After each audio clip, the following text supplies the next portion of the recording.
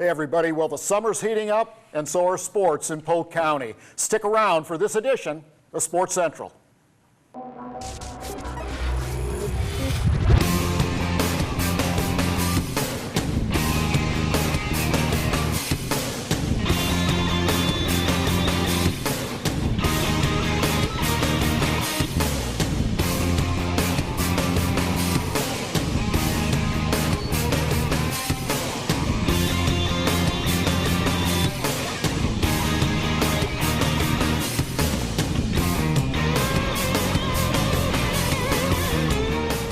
Hello everybody and welcome to Sports Central. If you're just joining us, 2 seconds into it, I'm Mark Jackson. To my right, Mr. Neil Duncan. And it's great to see you back on the show again. It's been a while, but I heard you were going to be in town, so... Well, us commoners are just pleased to have you on board here. I get that. Yeah, I can see that you do. Hey, this segment's being brought to us by Hollywood Tinting and Signs, and what a great organization they are. You know, in fact, many of the signs out here at Lake Myrtle. Yeah, in fact, it's not. They're located out of Bartow, but they do a lot of business in Central Florida, and all Chris over and the Rachel place, and yep. the whole crew, and they did a great job for us out at Sun and Fun with the revamp of the visitor center there at Sun and Fun, and great numbers, great attendance, and they do a great job. Well, I did say Lake Myrtle, and the studios right now, the PGTV studios, are being upgraded, and we are really looking forward to those improvements, a little larger, and you know, they just do a fantastic job. Great crew, and I've worked with television crews all over the country. Yeah, and that's under the leadership of Maya Nelson. They're outstanding. Yes, absolutely. So, great organization there. We really need to be thankful that the Board of County Commissioners, Jim Freeman and Maya Nelson, continue to put forth such great programming. And of course, we happen to think that sports is right at the top of their list, but the fact of the matter is, you got to check them out all the time because there's so much great information. Absolutely. It's just everything from schools to sports to arts and culture, important information, emergency information. Got it lucky here in Polk County. And PGTV is one of the reasons why. And getting that information in as we enter the summer. Of course, the hurricane season right around the corner will be here before we know it. A good source of that information if anything's coming our way or if something's coming up the West Coast or the East Coast and people are having to come into our county. So PGTV and the BOCC do a great job for us. Yeah, well, unlike 2004 with Charlie, Francis, and Gene, the big three coming through, you know, it was a tough year. But speaking of tough, what a tough organization. The Independent Sports Association, actually based here, another governing body based here in Polk County. You don't think the sports industry is top stuff here? It certainly is, and Don Stratton's joining us today. Don, the president of ISA, more affectionately known as ISA, and Don, you've had a busy season starting all the way back at your convention in December. I mean, you guys have been planning, and now you're kicking it into high gear. A lot of softball events going on and other events as well. Especially in Florida and the southern states and the northern states. Finally, it's quit raining and snowing, so we got some action. That's a blessing. Yeah, got some action going there. We changed our name as we expanded into some other sports, but youth baseball, adult basketball, and volleyball. So we're looking forward to a busy summer. We talked about expanding your portfolio in the different sports and been doing the softball for a long time. And what are you going to take from that business model into the other sports? Because there's got to be some growing pains there, right? Yeah, well, I hope not, but yeah, there probably will be. I told you a secret. A lot of it is out of necessity and out of the changing of youth sports. The adult softball is on the decline. It's been for a few years, but softball as a whole is still going on because the youth is increasing, and the strongest one that's going on is the seniors. So we thought we'd diversify and try to grasp some of this. As you guys know here, one of the fastest growing travel ball concepts is youth baseball. Still kind of infant stage, so we thought we'd try to get in on it while the planning stage was still good. Yeah. Well, you know, baseball, obviously a big deal here in Polk County, so I think that strategy is going to certainly pay some dividends, especially with the younger kids. You know, when you start looking at the statistics, the younger kids generally bring more people with them because everybody wants to see their little pumpkin, you know, out there on the baseball or even the softball diamond and having a great time. So they'll travel with them as well. So it is big business. But I want to switch back to a little bit to softball on the senior. You had mentioned earlier senior softball and your sister organization, Senior Softball USA and ISA partnered up and produced one of the best events in all of Polk County throughout the year, and that was the Tournament of Champions in conjunction with the Wounded Warriors. How did that go this year? Yeah, just great, and as you know, we're going to bring the Wounded Warriors back in a different kind of setting, and maybe have some kind of celebrity contest and do it for some charity. So we're looking forward to that. The Tournament of Champions is actually, you have to have won a tournament to get to it. You can't enter it. And then it's reward. We have the banquet at the Lakeland Center, basically because that's the biggest place we could find in Polk County. And I think the last time we counted, Mark, we were pushing 2,000 people that we had dinner for at the recognition thing. Everybody gets a shirt. And we've added some other concepts, some hitting clinics, some mini games, and also they're basically here for about a week. Yeah, that takes place usually in February. Great economic impact then, but you know, as we were talking earlier in the show, or a few minutes ago actually, the softball locally here is really kicking up. The Tournament of Tournament of Champions, the Youth Tournament of Champions, not to be confused with the Senior Softball Tournament of Champions. What's that all about? It's coming up this weekend. This coming weekend, the 31st and 1st. That kind of kicks off our busy season. We have it, and then when we get into June, June 21st, we'll have the A State. The 28th weekend, we have the B State. The first weekend in July, we have the high school and the 8-year-olds. Then on July 24th, we have a new concept that we developed with sports marketing. We're calling it the Softball Festival. Basically, we're giving them more games. We're going to have an all-star game, kind of like the Tournament Champions do, where we'll give the kids a shirt. We're going to have a party at the Channel Lakes pool and everything. And we hope to develop this as a long-term event in Polk County. Oh, interesting. That's kind of a new one. It's a new concept. Certainly hope it'll be productive. Sounds fun. Yeah, I've got to ask you, because you're a Bartow guy with Glenn Rutenbar stepping down as the head softball coach at Bartow High School. What do you think that means for girls fast pitch in Polk County? And because it seems like it's not just Bartow anymore, that a lot of the high schools in Polk, like Wales, like Region, Georgia, they all have really good softball. Do you think when you lose a coach like that, legendary status, does that change the environment at all? Oh, it probably gives them a better opportunity. Funny you should mention that. They had the banquet last night. Right. And I guess I could say this because when this is doing, they're going to recognize Glenn in a couple days that he doesn't know about. Probably not a coaching position you want to follow somebody like that. No. To be quite truthful. And the school's taking their time to try to find the right person, because not only did he accomplish a lot on the field, he did a lot off the field for the complex and actually bringing Polk County high school softball into the limelight. And that probably helped you guys, and I'm sorry, Mark, it probably helped you guys in your events drawing in, because obviously teams around the state want to play the best of the best, and Polk County has become so good at girls fast pitch that it probably helped in recruiting teams to this area. When Glenn first started, he was like one of our draws. We'd get him in the tournament and all. We've worked with him hand in hand probably over 20-some years. Sorry to see him go, but like you say, everybody has their time, and he just thought it was time. Well, you never know.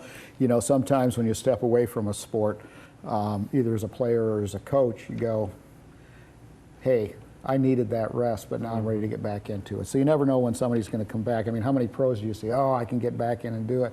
Well, sometimes that's a lot easier said than done. Well, I know he's been working on his golf game a lot lately, so I don't know if he's going to come back.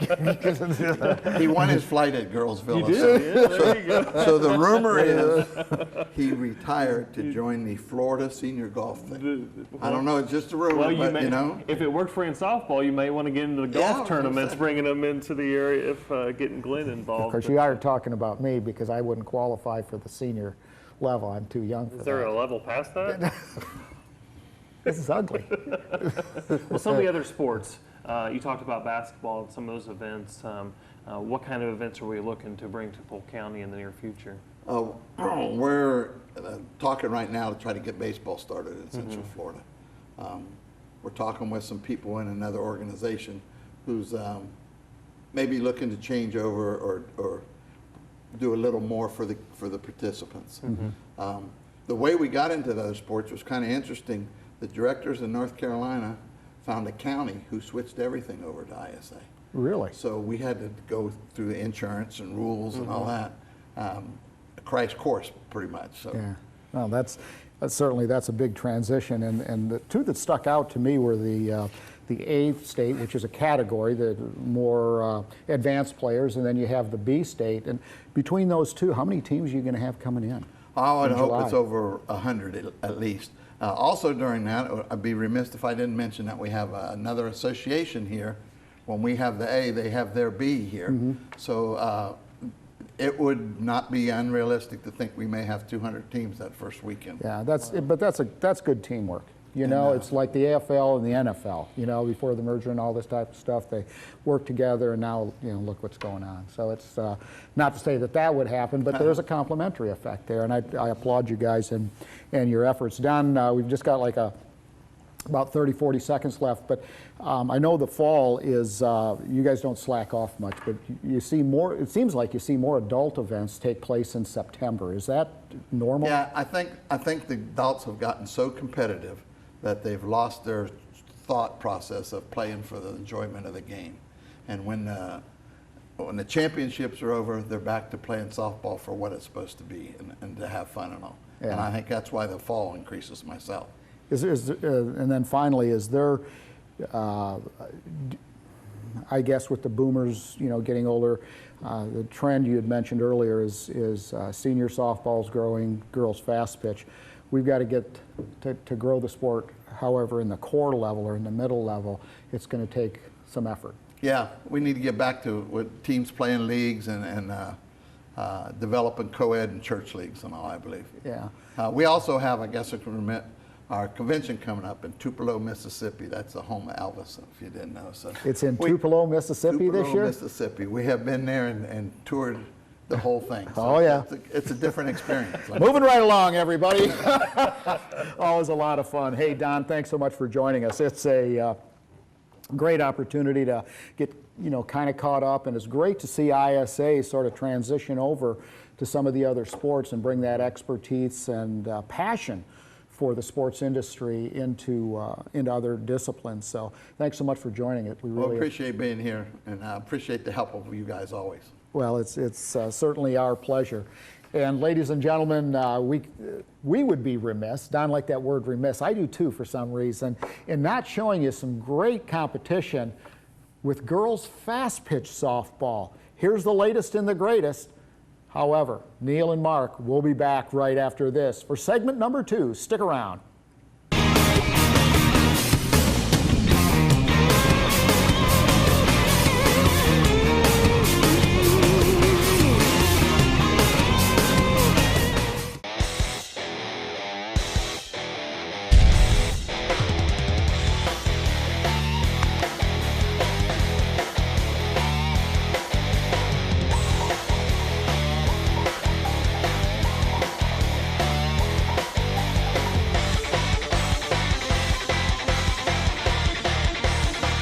To the 2011 ISA World Series here in Polk County. We started the event Thursday night with skill contests, a pizza party by sports marketing and a DJ, and then we've started action Friday and Saturday, and the championships tomorrow.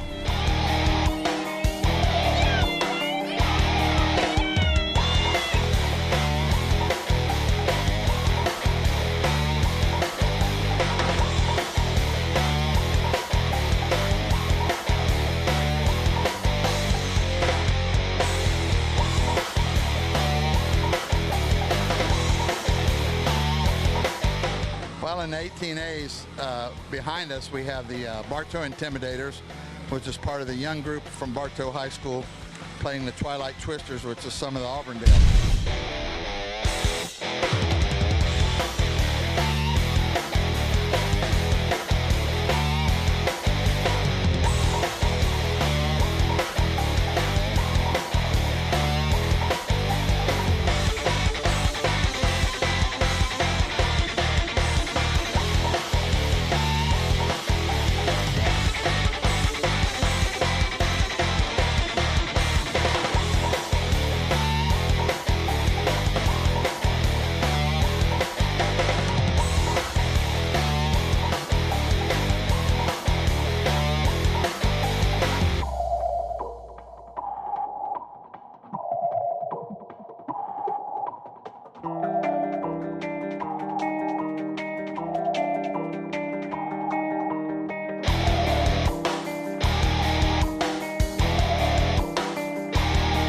this year, bringing them in from Polk County, from all over the state.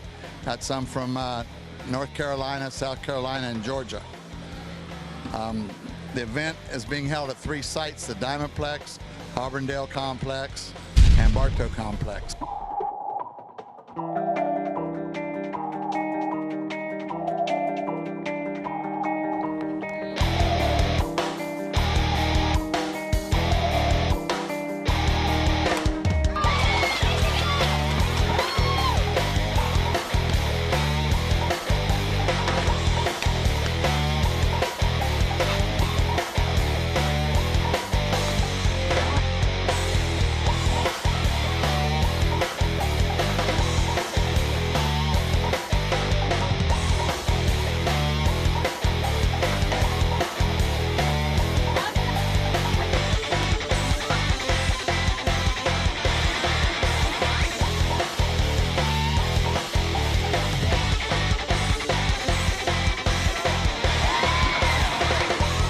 Undefeated group is South Florida Mini Bulls, who's waiting for the championship.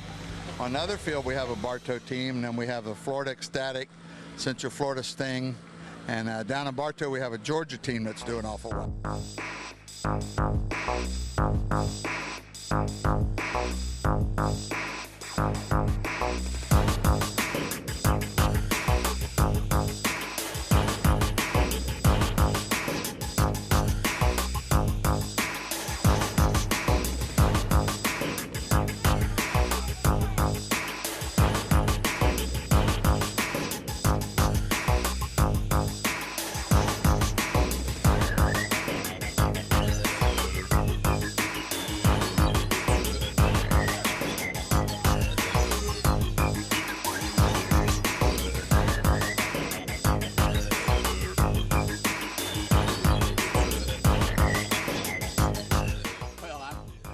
We're really, really proud of our team. They've been together for 4 or 5 years. A very young group. They were all born in 96 or 97, and here they are playing with 18-year-olds. We're very proud of them. They've done a great job today. They've won 2 out of the 3 and tied the others, so doing great.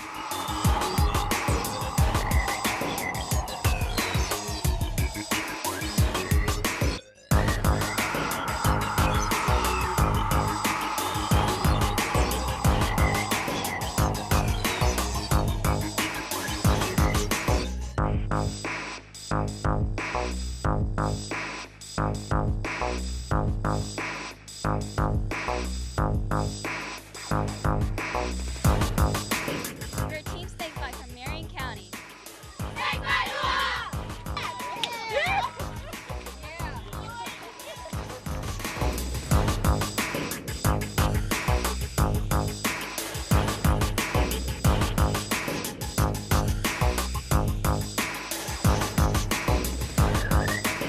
Well, that was some exciting footage, everybody, and we have more to come. And speaking of which, our next segment's being brought to us by Harry's Seafood Bar and Grill, with the coldest drinks in town, and my favorite, crawfish etouffee. They got a great grilled chicken Caesar salad too. You like that, huh? Get it You're black. kind of eating healthy, aren't you? I am. I It's don't know a new that. I don't know if Caesar salad's healthy, but You the must grilled have just chicken. taken your Aetna, health exam or something like No, that. You not didn't at do all. Before we derail anymore, we want to welcome Bing Tyus of Polk State College to the show. And Bing, it's always a pleasure to have you on the show. And you guys are busy. Too busy. It's really nice to be here, Neil, Mark. Nice to be here. You know, Bing, over the years, I've seen a lot of colleges that have progressed and great ones, especially right here in Polk County. But I tell you, Polk State College has made more changes and has expanded their reach and impacted more people, I think, than you'd be hard to beat. It's been phenomenal. Eileen Holden is terrific. She's always easy to work with. She understands partnerships. And I don't think the Bing Tyus apple fell too far from that tree. Actually, he's part of the tree. Yeah. So, Absolutely. in fact, afterwards, I think Bing and I are going to go have a steak. His wife Debbie said we can have steak today. That's sort of an inside joke, but If I could say something about Eileen Holden, yeah, I mean, you hit it on the head. And not only does she support athletics and do a great job at that, She supports every program at the college, and she's just wide open. And that is the reason we've been successful, is Dr. Eileen Holden. Yeah, she's been phenomenal. It's been a lot of fun working with her over the years, and it's made a difference. You can see it in Polk County, you can see it throughout Central Florida and the state of Florida. Great program. They have a bachelor's degree there now in business administration. It is really going over big time. Yeah, on multiple locations here in the county, but also multiple sports teams going on in the spring, and baseball did pretty well this year. Well, you know, I tell my coaches I'm with them win or tie. So right now I'm with them. We've been winning. Our baseball team finished second in the state tournament at Joker Marchant Stadium. Really proud of them. Daniel Sweet, our center fielder, was the player of the year in the state of Florida. Our softball program finished second in the Gulf District NJCAA tournament. And Stephanie Kumbaris, our catcher, is not only the player of the year for Florida, she is the national player of the year. She's #1 in the country. Wow. So we're really proud of that, but all of our sports are doing well. Being as a, participating in the JUCO stuff, but now you have a 4-year degree. A lot of people don't understand that, okay, can those players, if they're, let's say they're in business and they want to get that 4-year degree in business, you got some excellent profs there. And Gordon Kettle, you don't get any better in economics than Gordon. I mean, he has a way to take complex issues and boil them down very simple. But in that system, can they play for 4 years, or are they limited to 2 years, or how does that work? We are still an NJCAA athletic program, 2-year program. You can still come and you can get your 4-year degree, and you know, nowadays that's really that's happening a lot because a lot of students are going to early admissions, and they've come by their high school graduation, they have 2-year AA degrees, so they can move right into our bachelor programs. Well, it's and the focus is supposed to be on sports, but Polk State has produced some unbelievably famous and successful professionals. You know, Rick Dantzler, ran for governor. Jimmy Casada, who skied at Cypress Gardens and now teaches for the Navy. He's a nuclear physicist. I mean, it's unbelievable amount of people that have gone on in all sorts of different areas, but Polk State has had a reputation, continues to have a great reputation. Part of that reputation is continuing this summer with some live entertainment right here at Lake Myrtle. And we are, by the way, broadcasting from Lake Myrtle in Auburndale, kind of a special treat for us. But the fact of the matter is, you have a baseball league going on, and first ever. It's going to be exciting. This will be the inaugural season for the JUCO Summer League. We're really excited about it. This league came about because a lot of the baseball coaches in Florida, at the end of the season, they had players who still needed innings and at-bats, and there was no place for them to go. You know, currently there are a few leagues. If they're not selected to go to those leagues, they don't really have a place to go and develop. We started the JUCO Summer League. Will be played here at Lake Myrtle Park. We anticipated having maybe 4 teams the first season, but it looks like it's going to be 6. We have a little different concept in how it's going to be because all of the games will be in one site. Most leagues travel from town to town. We will play everything in one spot, Lake Myrtle. Scouts, college coaches, they can all come and see everybody play at one time. We're really excited about that. And it's not just you think of it as almost a rec league when you bring in these teams in, but there's a real economic impact to this because you're going to be using local accommodations. These players will be housed, correct? That is correct. Our players will be staying at the Imperial Swan. In Lakeland? 38 days they will be here. Wow. And we're talking about 120 kids. It's just really exciting. Now, are the colleges supporting the players to be in this, or are the players on their own as far as their costs and expenses as associated to the summer? Colleges cannot support them. Okay. So the players are doing this on their own. Well, but you know, again, we use the word stepping stone, but that's exactly what it is for some of these. And, you know, they go on. You take a look at Cy Young Award winner 2 years ago, Justin Verlander. I mean, he came up through the Florida State League with the Flying Tigers, you know. Well, I don't even know what they were, the Flying Tigers back then, but, you know, this is where the future stars of tomorrow are beginning their careers, you know, and it's easy to get to right on Berkeley Road. You know, you can right off the interstate, so fans from either coast can, part of that 9 million within 100 miles of this location in the state of Florida, half the state's population, we're going to have an opportunity to see these kids. We will be playing Monday through Friday. Monday nights we play at 6:30. Tuesday, Wednesday, Thursday, Friday we play at 12 noon.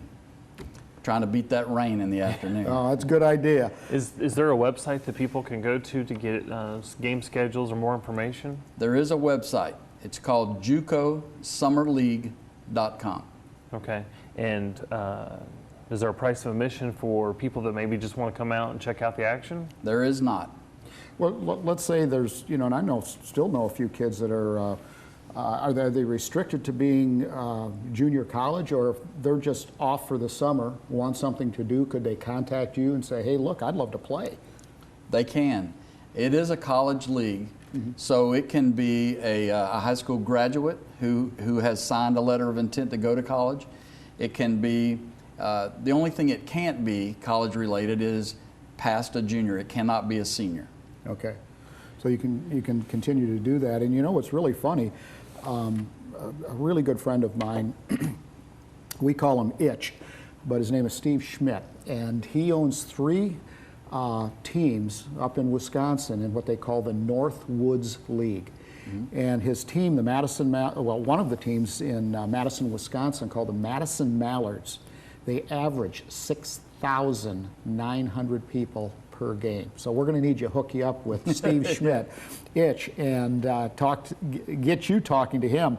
But it's been unbelievably successful. Nobody, you know, you're talking 6,900 on average per game. You know, that's fantastic. And they're all college kids. But people they come for the experience, and I know this is going to roll into a huge success story for Polk County and for Polk State College. It really is. One more interesting fact. The league, we have a sponsor, Jarrett Gordon Ford. So the teams are named after Ford cars. We have the Broncos, the Mavericks, the Falcons. So that's a neat concept also. Yeah, that's a great great idea. Creative. You got to make it fun for the players, coaches, the fans. When you do, everybody wins, and of course 120 people over 38 days. Heads and beds, man. Absolutely, that great economic stuff. We'll impact. Really appreciate it, Bing. Do want to talk a little bit about your volleyball team. We kind of skipped over that, but they finished up pretty strong this year. They finished 3rd in the state, and actually the last 3 years we've been to the state tournament. Very strong volleyball program now, and it's an exciting game. If you want to see something really exciting, come see us play. It's good stuff. And that's right at the field house there on campus in Winter Haven. That's correct. Okay. And when does their season start? They will come in the 1st of August, and they'll practice the month of August. They'll begin to play the 1st of September and go until the 1st of November. Wow. Good season. Well, it's something that has been, you know, I don't know, forever. I guess you guys seem to have had good volleyball teams, baseball, softball, Everything. basketball. You know, I mean, every single sport. They're another one of those teams at the All Sports Awards that usually, or schools, university, they always win something. They're always there being awarded something. There's no question and about by the that. way, you have on great colors today too. That red and We try black. to align ourselves with the Polk State. That's real good. These are the Eagle colors. That's right. Yeah. That's right. So, and the big moniker up there on the water tower in Winter Haven, it's also a testament to what the city of Winter Haven thinks about Polk State College. So It's a valuable resource. fantastic. And they spread their wings. That's pretty funny. Supposed to laugh about that one. Yeah, I don't know where his sense of humor went today, but we're working on it, everybody. Well, we do have some more footage for you. And, of course, today's show is being brought to you from not by, but from the Lake Myrtle Sports Park in Auburndale, Florida, home of the Florida Youth Soccer Association, the official governing body of the sport in the state of Florida, and actually the largest governing body in the state of Florida, 108,000 kids. And excuse me, now they're up to 20,000 coaches and officials, so a massive amount of people. But one of the programs that's being held here, it's the Youth Olympic Development Program. And now these are the best of the best. And we have some great footage for you. Check this out, and we'll be back right after this. Stay with us, everyone.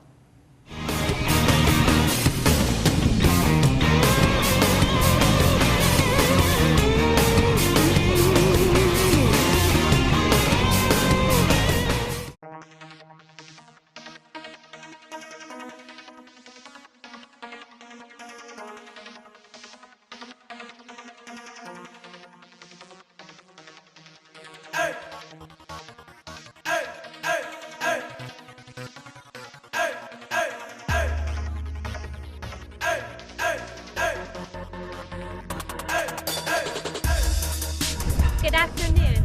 We're here today at the FISA Olympic Soccer Training Camp at the Great Lake Myrtle Sports Complex. Let's check it out.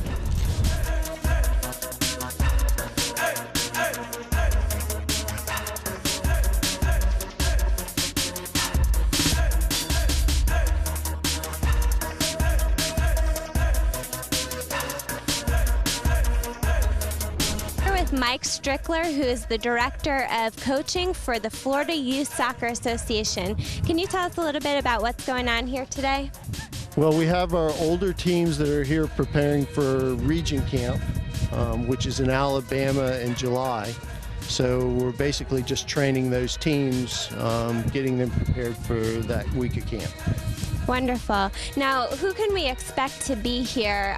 What age frames, and are they from all locations? Yeah, they're players from all over the state that we've identified and placed onto teams.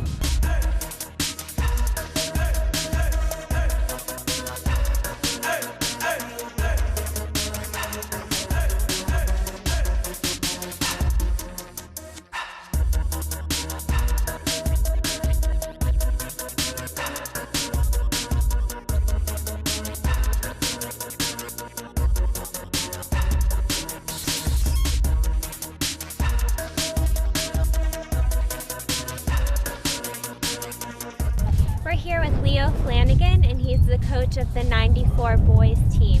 So can you tell me how they did today? They done very well.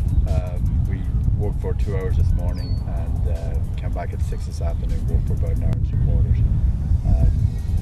And in taking into effect the heat and some of them haven't played in probably 10, maybe 12 days, and they had tryouts last week, so taking all that into effect, they've done pretty well. Okay, great. So what is your goal with these guys, and how much do you actually practice?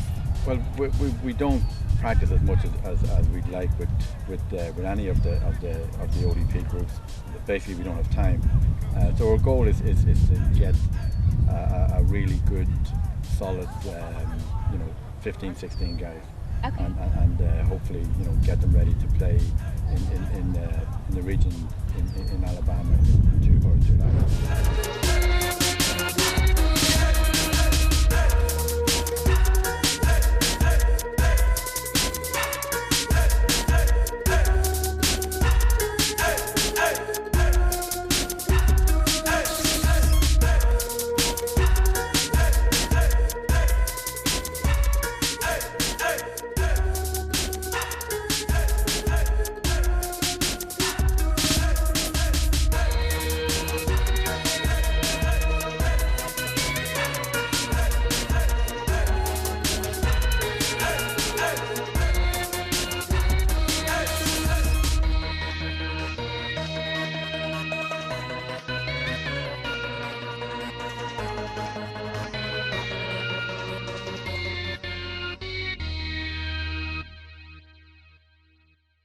Hey everyone, welcome to Sports Central. I'm Mark Jackson, my co-host Mr. Neil Duncan, and welcome aboard. Wow, we've got a great show today. We have 3 special guests, and Neil, sports in the summertime even though it's warm, hot, albeit hot, things are rocking here in Polk County. It's unbelievable. You're taking a look at, you know, June coming up, school's out, a lot of the championship events are taking place. Right. We have a lot of celebrities in town and throughout the summer, and it looks to be a very promising tourism season as well.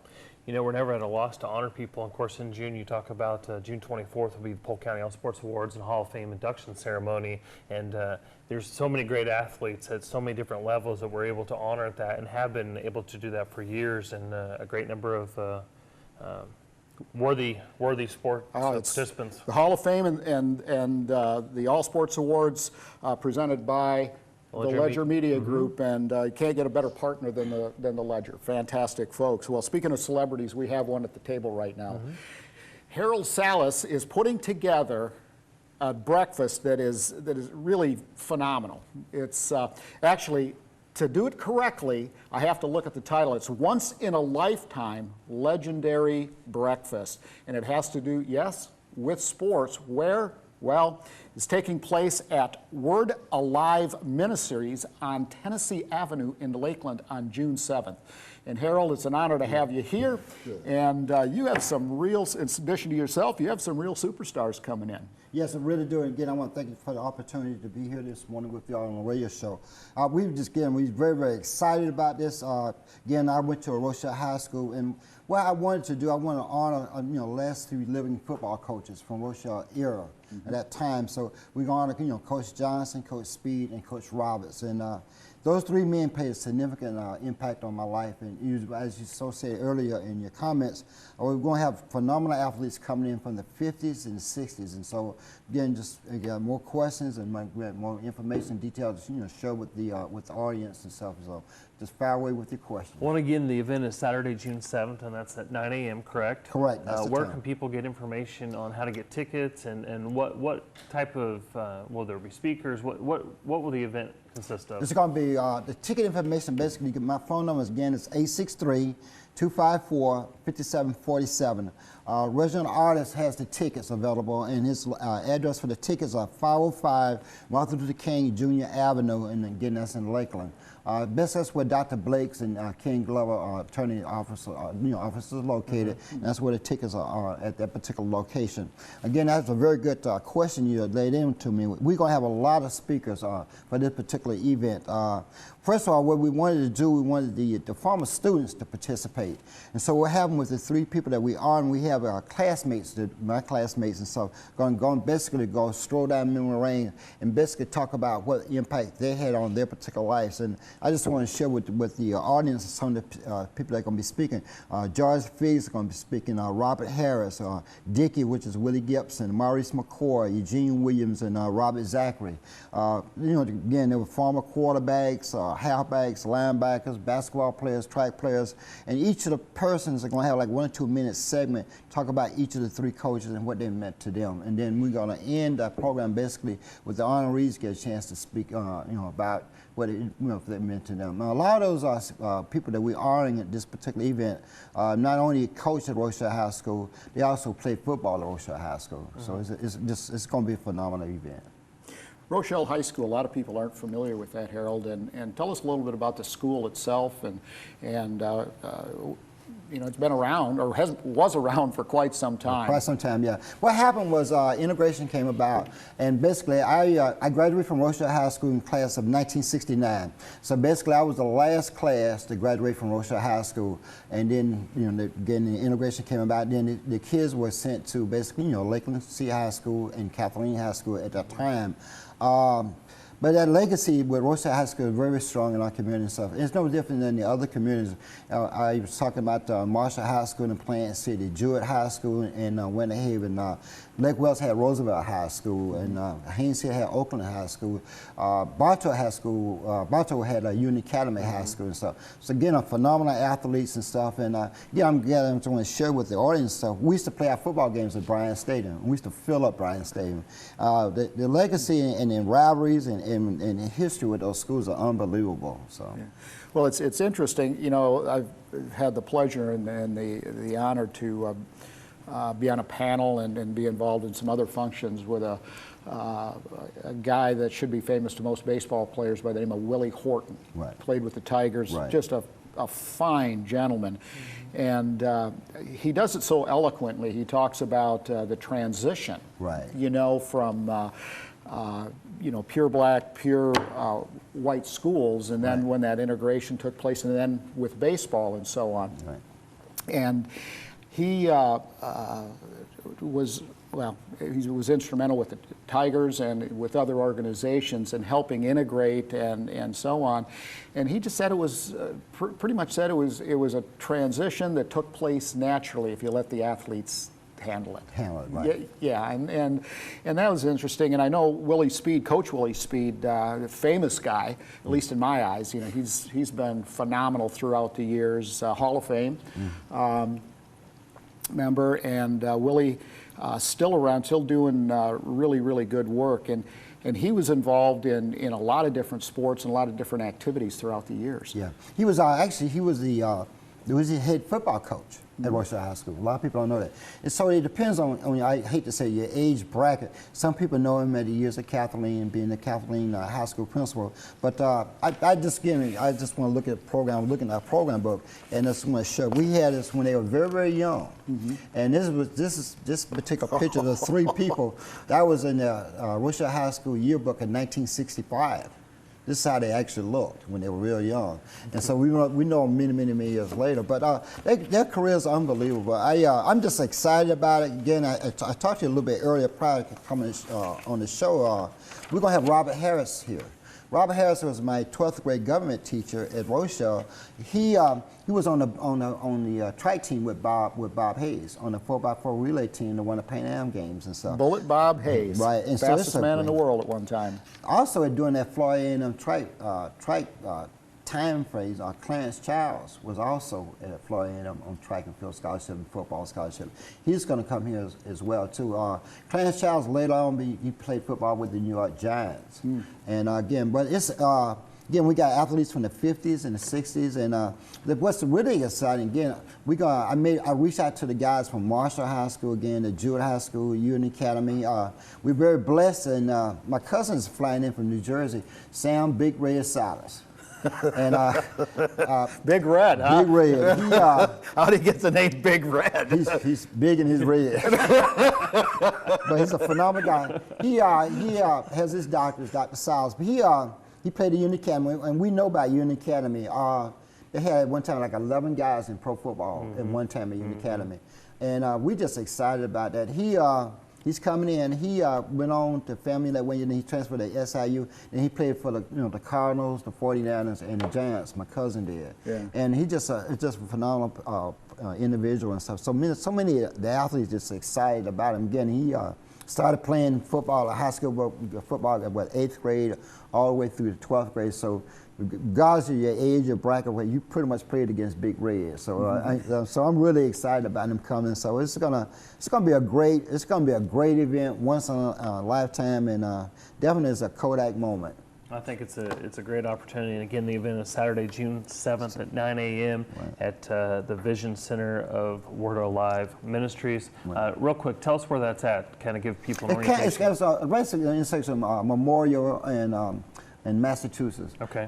It's right across on the corner where Walgreens is, and right across. You look Walgreens Park Lot, and look across. You see Word of Life Church. Big church. Big church. It's a real church. A real big church. Before we go, give us the telephone number again. People can get more phone number information. again is 863-254-5747. Okay. For more information, and yeah, this sounds like a fantastic event, and again, it's June 7th at 9 a.m. So.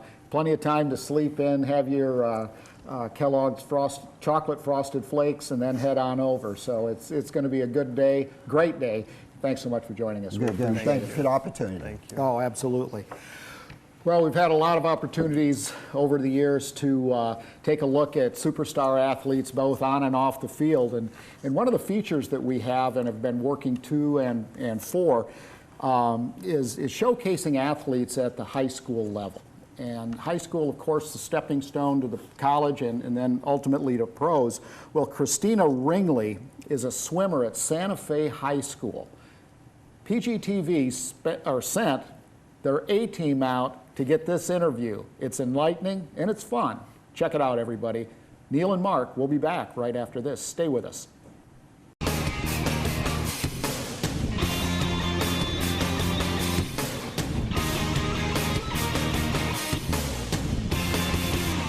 I started swimming whenever I was 10 years old. My mom thought it would be a really good idea for my sister and I to start swimming because we really didn't have any extracurricular activities after school. We played soccer when we were younger, but that wasn't really something that we really committed to, and swimming was a great idea. My mom really encourages me to excel in swimming, and probably Coach Jen and Coach Mike as well, because I started with Coach Jen whenever I was 10 years old, and I've worked my way all the way up through all the levels: bronze, silver, senior, and gold. And Coach Mike is the gold coach, and he really inspires me because he's really committed to all the things that he does, and I feel that it really inspires me to keep going even whenever it gets tough. I'm a mid to distance swimmer. I normally compete in the 200 and in the 500. And also I really love backstroke, and I compete in the 100 back and the 2 back. My favorite athlete probably is Missy Franklin because she's a backstroker and she just seems like an all-around a great person and excelling in and out of the pool. My favorite subject is English, probably because I love to read, not just literature, but magazines. And my least favorite subject is probably math. It's always been a struggle for me, but finding the right teacher really helps me excel. But overall, it's just my hardest subject. Normally in my free time, I love to hang out with my sister. She's my best friend. And we normally go to the movies together or just hang out at our house. We love to paint our nails and just be sisters. Probably my biggest accomplishment in the pool is going to the Junior Olympics. I went whenever I was probably 11 and 12, and I'm the only girl on Lakeland Area Swimming that has gone to Junior Olympics, and probably going to regionals my freshman year. I went in the 100 free and the 2 free. Probably for my future of swimming, I would love to swim at a D1 school. That would probably be my biggest accomplishment, I feel. And I'm only a freshman, but I can totally work towards that goal. Probably a future career that I would choose is to be a speech and language pathologist, probably because I love children and it would just be a dream of mine to help them. Probably to get me pumped up for a meet, I put in my headphones and I don't think about the swimming part of it. I just let my mind clear, and it just really helps me focus. I'd probably listen to, this is probably hard to believe, but I listen to like Drake and stuff just to get me like pumped up. Like those kind of songs really help me. My friends think of me as a really loud person. I'm always peppy. I'm at the loudest one at the lunch table, and they think that I'm crazy because I'm so dedicated to swimming. Because most of them skip around in sports, they do softball, soccer, but I just stick to the one. And all my friends at the pool and school, I just love them so much because they really keep me motivated in everything that I do. I would describe myself as hardworking, probably because I've been swimming for 5 years now, and Coach Mike just keeps me motivated. I believe in myself so much that I can excel in whatever I do. My sister, she's a junior at Santa Fe also, and we've both been swimming for 5 years now, and she's probably my biggest competitor in the pool because our times are so close. But the thing that she really beats me at is butterfly, because I really excel at backstroke, and butterfly is probably my weakest stroke. But I mean, even though we compete against each other in some events because we're both in senior now, it doesn't like get to me though if she beats me. We're just pretty equal though.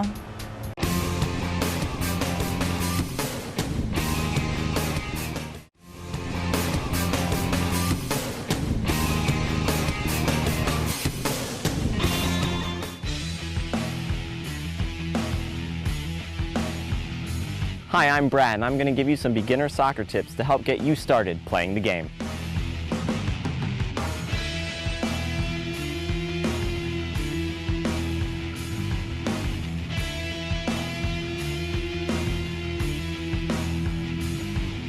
Passing, trapping, and shooting are 3 basic skills necessary to be a good soccer player.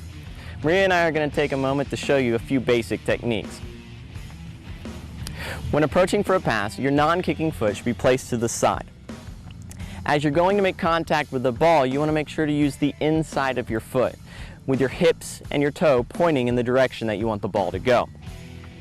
As you make contact, it's important to let your leg follow all the way through. Stopping too short could cause injuries or could cause the ball to go in, well, not the direction you intended. When trapping the ball, it's important to receive it. You're going to provide a little bit of a backboard using the inside of your foot once again.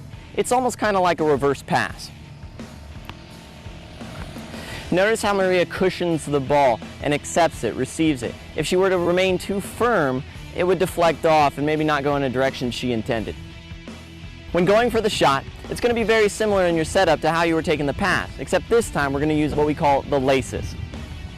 So Maria here is going to approach the ball, and as she approaches the ball, she's going to take a step with her placement foot, her plant, close but not too far ahead of the ball.